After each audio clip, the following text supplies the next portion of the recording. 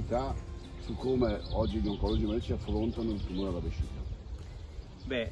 Devo dire che negli ultimi 2 anni stiamo assistendo ad uno stravolgimento totale del panorama terapeutico del tumore vescicale e soprattutto direi nella fase metastatica.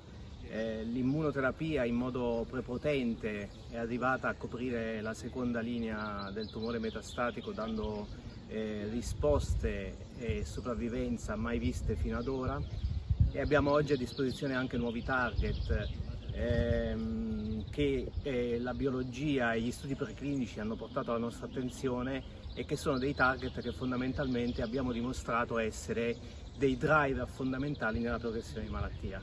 Quindi anche a fianco all'immunoterapia, in sequenza con l'immunoterapia, gli anti-FGFR e gli anticorpi drug conjugated fondamentalmente stanno cambiando completamente il nostro panorama terapeutico e quindi le possibilità che possiamo dare al nostro paziente.